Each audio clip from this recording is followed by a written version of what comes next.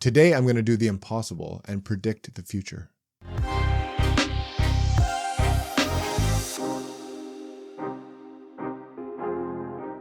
Hey guys, welcome back to the channel. My name is Theo. I appreciate you hanging out with me while I go over my 5-star predictions, all the books that I'm pretty sure are going to be 5 stars to me in the first half of 2023. Just a quick caveat though, this is definitely not an exhaustive list of all the books I'm going to read in the first half of this year. And it's absolutely, hopefully, not an exhaustive list of all the books I'm going to read that are going to be 5 stars. These are just the ones that came to mind. These are the ones that I've been looking forward to. These are the ones that I think are going to be 5 stars and that I am hoping to fit in the first half of this year. So with that out of the way, we'll continue. Let's go ahead and get started with the first one that I've been meaning to read for way too long. This is a book that you may remember from my January TBR. Unfortunately, I couldn't quite get to it. This one is Ship of Magic by Robin Hobb. This is the first book in the Live Ship trilogy, Live Ship Traders. This is the second trilogy within the realm of the Elderlings. I enjoyed Farseer. This one has nautical themes and, there's ships, sentient ships, there's political and family drama. There's a lot of good characterization. She goes back to third person narrative structure versus the first person of Farseer, which I thought really worked well, but I think I'm going to enjoy this one probably more. It'll be nice to just follow a different group of characters in a different kind of part of the map. I know that we end up getting back to Fitz and the Fool and all those characters, but I'm curious about this one. This one is a lot of people's favorite within this series. These books are revered and supposed to be excellent, examples of what Robin Hobb does so well. So without a doubt, I'm pretty sure this is going to be a 5-star book for me. People's preferences tend to vary with like which one they enjoy the most, but on the whole, apparently this is an excellent trilogy. And if what I hear is any indication, I would probably anticipate starting off with a 5-star book in Ship of Magic. So I can't wait to try this one, hopefully this month. Next up, we have a book that I intended to read last year. And if I recall, I did one of these videos last year, and I'm going to be doing a follow-up video to look at how that video turned out. And I believe this book was on that one and I couldn't quite get to it. So I'm going to include it again because I'm pretty sure I'm going to be reading this sooner than later. In fact, I just nailed down that we're going to be reading this one in April. A couple people, Alex from Tall Guy Reads, Kyle from Read by Kyle, we all kind of wanted to jump on this one. Again, this one has been on my TBR for way too long. This one is Chris Wooding's The Ember Blade. This is a series, I'm pretty sure. I don't really know what it's called, but he has the second book coming out. It's called The Shadow Casket. And I believe that comes out either in February, like this month, or very soon. I'm not exactly sure. This one, all I can tell you is it has a lot of classic fantasy, awesomeness with kind of a modern twist. Apparently there's really fun magic. There's a bit of a quest. There's, friendships and found family type of stuff. Apparently this is just a really fun fantasy book. If you're at all a fantasy fan, you're going to have a lot to like in this one. So I'm really excited to try this. I'm excited to read it alongside a couple other people because we've been meaning to get to it. And if we enjoy this one, we'll probably jump right into the sequel. I don't know if it's going to be a trilogy or what, and what the plan is with the next book. But yeah, this one, from everything I've heard, from everyone that I trust, all the reviews and stuff that I've watched, this one for me and my taste as a fantasy reader, this one I think is going to be a 5 stars. The next one is one that I didn't think would make it on this list, to be honest with you. I don't think that it can possibly be as good as people say it is. People really like this one. It's received a lot of hype, a lot of positive reviews from people that I know and trust. It's one that is supposed to be really fun, just a fun, fast-paced fantasy romp, a lot of clever dialogue, and actually quite hilarious at times. This one is Kings of the Wild by Nicholas Eames. This one has been on my TBR for quite some time. It has a brilliant cover. I'll let you check that out. Super, super cool. And this is supposed to be about a band, a group of warriors past their prime, getting back together for one last quest, one last, mission or whatever.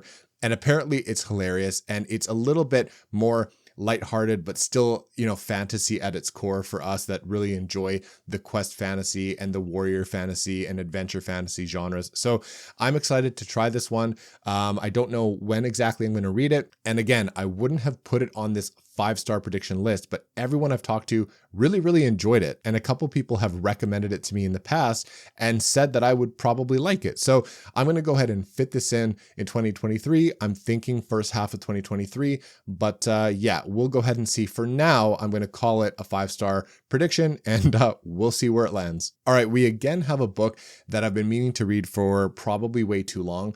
It's interesting because I've been really hyped about this book for a long time, haven't been able to get to it, but I still went ahead and backed the Kickstarter for this deluxe hardcover, beautiful signed edition that hopefully is coming later this year. For now, I'm going to read from this original sort of self-published paperback, and this one is The Sort of Kaigan by Emma Wang. This one is totally Japanese fantasy with swords and action. This one is about, you know, secret pasts and potentially violent futures and like a mother's love for her family. And it's apparently a really good story, very well done. Apparently the writing is good. Patrick Leo has a little blurb on the back, so it must be good. You know, I've been wanting to get to this one for a while. As I said, I picked up I backed the Kickstarter for this really good edition because it's something that I think I'll want to keep a nicer version of. So I wanted to jump into that one. I've missed the boat on a few in the past, and I'm like, you know what? I think this book is going to be awesome. And it's the type of book that I've been sort of itching for lately, kind of an Asian martial arts, Japanese, whatever, inspired fantasy story, something unique. And I love that it can be an absolute standalone. I know that she's written stuff or was going to write stuff in sort of the same world because it says it's a Theonite war story. And I know that in that world, she was either planning or did write some other stuff. But for all intents and purposes, and even according to her, this is a standalone. I think that's kind of what she ended up saying. So it's also really cool just to have a fun, unique, standalone fantasy story. So that's another reason why I wanted another copy of it. And I think it's going to be a 5-star read for me in this year. All right, the next one is one by a self-published author who I've been fortunate enough to connect with and engage with more and more over the last little while. Someone who's just a really positive, uplifting sort of force in this community, in the author and booktube community. And I've wanted to read this one ever since it came out, since a few of my friends have been raving about it. And this one is The Legend of Blackjack by A.R. Witham. This one is supposed to be like a portal fantasy. A kid named Jack gets kidnapped on his birthday, taken to this world. I believe it's called Keymark. There's magical creatures and animals, magic in general. I don't know too much more about that because I didn't want to spoil it, but apparently it's really fun, middle grade, but also nostalgic to adults feeling book. And this is something that I want, something a little bit lighter, something fun, something magical. I like portal fantasies if it's done well. So yeah, I've been wanting to read this for a while. I also picked up, and you'll see this probably in a haul, the novella, I believe The Tale of the Border Knight it's called. So this is also in that same world. And yeah, I've been curious about this for a while. Andy is a good dude. And if you haven't, followed him yet, maybe I'll leave a link in the description for you. But yeah, this is one that I think is going to be 5 stars. A lot of people that have read it that I know and trust really enjoyed it. And for what it tried to do, apparently it nails it. There's also very beautiful illustrations done. I'll show you a little bit of it. Here's another one over here. Hopefully you could see that.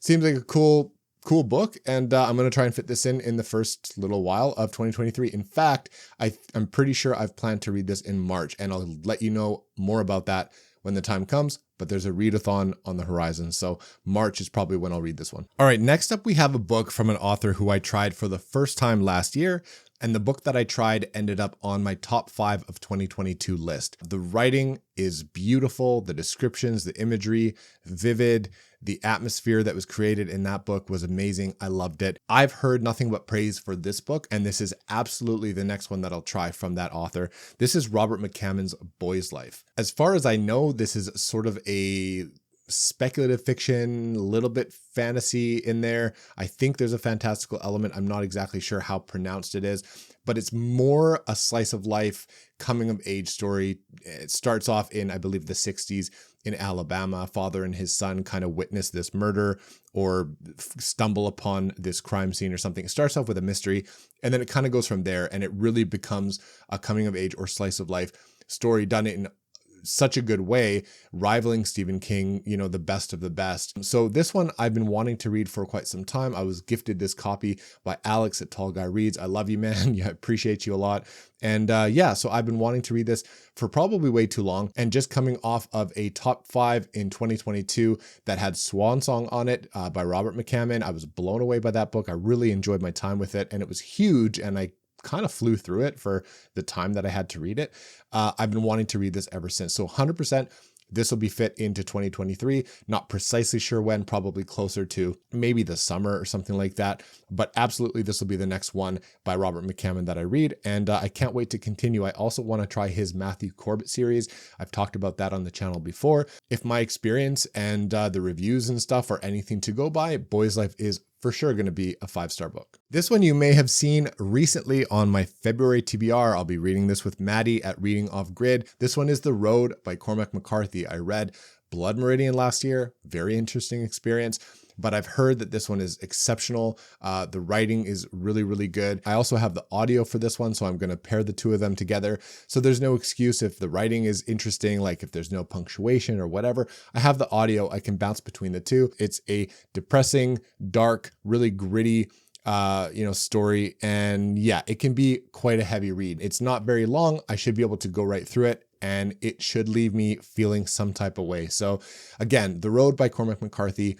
From everything I've heard, it's a lot of people's favorite Cormac McCarthy book. I've watched the movie like years ago, and all I can really remember were the character, like the actors and the aesthetic of the, the very bleak, even just the color grading. I can remember how the movie looked, but I don't really remember the story. And it was long enough ago where I don't really remember how I felt, which is interesting because I do remember how I feel on most things and not necessarily the plot or the story or whatever. So we'll see how this goes. I believe that this is going to be a 5-star. I'm not sure what Maddie thinks, but for me, I'm going to put this on this list, and we'll see how we land. Last but certainly not least is a book that was written by someone who has a hilariously entertaining booktube channel. Quite an impressive author, apparently, which I will find out soon. He reviews every book he reads, and he reads like 500 books a day. This one was published by Simon & Schuster Saga Press. This is The Forgetting Moon by Brian Lee Durfee, book 1 in the 5 Warrior Angels saga or series. I've been recommended this book more times than I can count.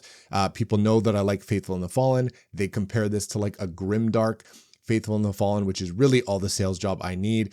There's prophecy, there's religious stuff in here. Apparently the in-world religious texts are incredibly impressive. And yeah, there's prophecies, there's angels and demons or good, evil, whatever. I'm not exactly sure, but apparently it's everything that I enjoy in my fantasy. A lot of people say that they're incredibly impressed with the writing. They say that it's a really rich and, immersive world. Obviously, Brian Lee Durfee has a lot of influences in George R.R. Martin and Tad Williams, and I've enjoyed those books so far that I've read, and I feel like this will really vibe with me. Not only that, Brian Lee Durfee seems like an awesome dude, and I want to support him as much as I can. This one was gifted to me by RJ Gibson at RJ Reads. I appreciate you.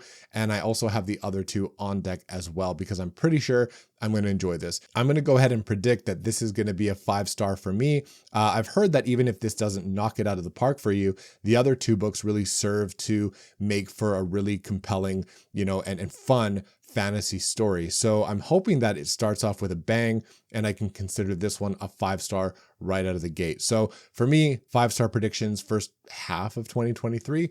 I'm going to go ahead and throw this on from Bleed himself, Brian Lee Durfee. This is The Forgetting Moon. So as I mentioned, that is not an exhaustive list of books that I'm going to read this year or all of the 5-star books that I think I'm going to read. These are just the ones that I'm hoping to fit in the first half of 2023 and the ones that I think are going to land the most with me based on what I've heard, based on what I've read, and just the people I've talked to. Those are my 5-star predictions for the first half of 2023. And I guarantee you, as soon as I stop recording this video, I'll think of like 1 or 2 more. But for now, that's what I'm putting out into the world. I'm hoping that those land for me. I'm curious if you've read any of them, if you're going to read any of them. Are you going to join me maybe? Should we do a buddy read? Because overcommitting is kind of my jam. So yeah, let me know if you've enjoyed them. If you didn't enjoy them, what you didn't like or did like, leave me all that stuff in the comments. Again, if you like the vibe, please go ahead and subscribe. I will catch you real soon on the next video.